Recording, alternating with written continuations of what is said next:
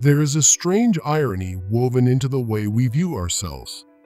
In the quiet moments, when self-reflection takes hold, we would like to believe we see our strengths and weaknesses clearly, weighed fairly on the scales of truth. Yet for many, the mirror is warped. Confidence blooms where competence is barren. Doubt festers where mastery quietly reigns. This peculiar phenomenon has a name: the Dunning-Kruger Effect. David Dunning and Justin Kruger, two social psychologists at Cornell University, unearthed this paradox at the turn of the 21st century. Their work revealed a pattern both comical and unsettling. The least skilled individuals in a domain are often the most overconfident, while true experts tread carefully, second-guessing themselves.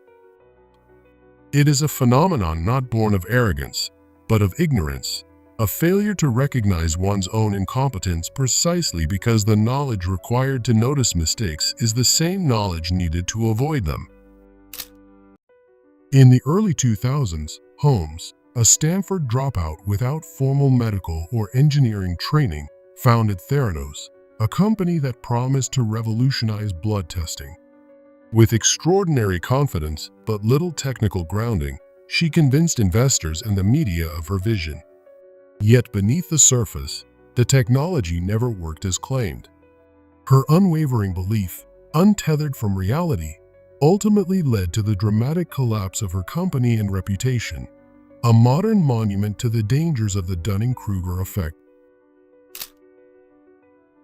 Now imagine a mountaineer, gazing at a distant hill and mistaking it for Everest. With no map, no compass, and no experience, he strides boldly forward, proclaiming victory before the journey has begun. Meanwhile, the true climbers, who have seen the brutal terrain firsthand, whisper among themselves about the dangers that still lie ahead. It is not bravado that marks the fool, nor cowardice that tempers the wise, but perspective. The roots of the Dunning-Kruger effect stretch deep into our psychology. Our minds are built to survive, not necessarily to perceive truth. Evolution favored confidence. A decisive, if wrong, hunter may fare better than a paralyzed philosopher. Overconfidence became a tool, a dangerous one, but effective when tempered by luck. In modern society, however, this relic of our past finds treacherous new soil in classrooms, boardrooms, operating rooms, and government halls. In their original study, Dunning and Kruger asked participants to assess their abilities in logic, grammar, and humor. Across the board, those who scored in the bottom quartile grossly overestimated their performance. They believed they were better than the majority of their peers. It was not merely wishful thinking. It was a blindness built into the architecture of their knowledge. Without skill, they lacked the means to see their lack of skill. But perhaps the most tragic element is that competence itself breeds humility. Those who truly grasp a complex domain, medicine, physics, literature, know how vast the unknown remains. As Isaac Newton once mused, "I do not know what I may appear to the world, but to myself. I seem to have been only like a boy playing on the seashore, while the great ocean of truth lay all undiscovered before me." The Dunning-Kruger curve, often drawn as a simple hill and valley, maps this journey. At the beginning, after a small taste of learning, confidence skyrockets. But as learning deepens, the slope crashes into the valley of despair, a humbling plunge where one realizes just how much they do not know. Those who persevere, who continue studying, practicing, failing, and reflecting, slowly climb the slope of enlightenment, where competence and appropriate confidence grow together. They finally reach the plateau of sustainability, where expertise resides with quiet, tempered certainty. Yet the Dunning-Kruger effect is not limited to beginners or novices. It can strike seasoned professionals who drift into complacency or extend their perceived expertise into unfamiliar territories. A skilled engineer may opine confidently on economics. A celebrated actor may wax authoritative on political science. Mastery in one domain offers no immunity from blindness in another. Modern life, drenched in information but parched for wisdom, amplifies this dynamic. Social media provides a megaphone for every voice, regardless of merit. The internet offers endless shallow learning, a Wikipedia skim, a YouTube explainer, a TikTok summary that can mimic expertise without building the deep, slow knowledge real mastery demands. In this landscape, the loudest voices often belong not to the most skilled, but to the most unaware. Examples abound. The anti-vaccination movement draws fervent support from those who have read a few articles but misunderstand decades of immunological research. Novice investors rush into financial markets with supreme confidence, fueled by trending tweets rather than sound analysis. Political debates rage between opponents equally certain, equally misinformed, their ignorance masked by the strength of their convictions. This cognitive blind spot doesn't only manifest in fields of technical expertise. Everyday life is rife with misplaced confidence. A person may overestimate their cooking skills after successfully preparing a single meal, believing themselves capable of hosting elaborate dinner parties. Another may assume they understand the nuances of international relations after reading a few headlines. The reality is more complex, tangled in years of accumulated experience, reflection, and failed experiments that amateurs rarely see. Ironically, even as we recognize the Dunning-Krueger effect in others, we are most vulnerable to it ourselves. That is the cruel twist. The effect blinds not only the incompetent to their incompetence, but also blinds the observer to the possibility of their own biases. As Socrates warned long ago, the only true wisdom is in knowing you know nothing. Recognizing our own fallibility requires an act of courage. It demands that we step away from the comforting glow of certainty and venture into the shadows of doubt. It asks that we invite feedback, seek challenge, and celebrate correction rather than resent it. It calls for intellectual humility, the quiet understanding that our grasp on truth is always provisional, always subject to revision. Training against the Dunning-Krueger effect is not easy.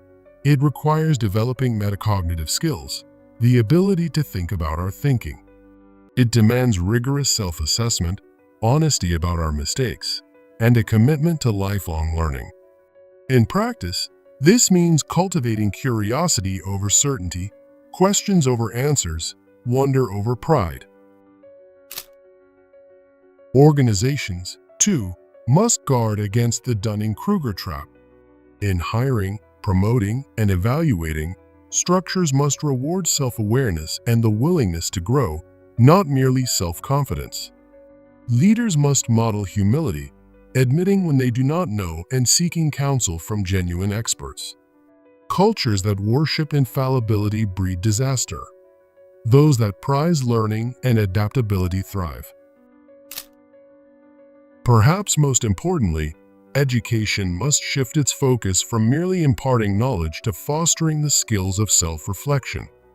Teaching students to recognize the limits of their knowledge, to assess the reliability of their sources, to welcome constructive criticism, these are the defenses against the creeping poison of unearned certainty. There is hope. Awareness of the Dunning-Krueger effect itself is a kind of vaccine, though an imperfect one. Knowing that our minds are prone to this bias, we can erect guardrails. Slowing down when we feel too sure, seeking second opinions, verifying rather than assuming. Humility is not weakness, it is strength, the strength to build our understanding carefully, stone by stone, rather than perching precariously on foundations of sand. In a world of growing complexity, the price of false confidence is rising.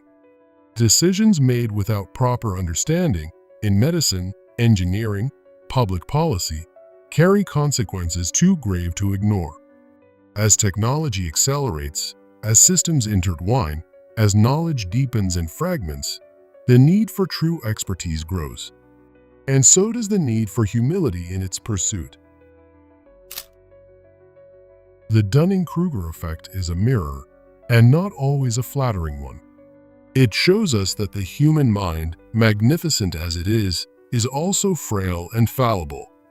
It urges us to tread lightly in our judgments, to question our own insights, to cultivate a gentler, more forgiving vision of ourselves and others. We are all stumbling forward through the fog, clutching at fragments of truth, learning as we go. There is no shame in not knowing. The shame lies only in pretending certainty where doubt should reign, in silencing questions in favor of easy answers. To know ourselves as fallible is to begin the journey toward true wisdom. To walk it with humility, patience, and wonder, that is the quiet triumph against the predictable irrationality of our own minds. Even those who rise to the highest peaks of mastery must remain vigilant. Expertise brings its own new kind of blindness, the temptation to believe oneself immune to error. The truly wise know better. They understand that mastery is not a destination but a practice, an endless unfolding of deeper questions, a continuous humbling before complexity.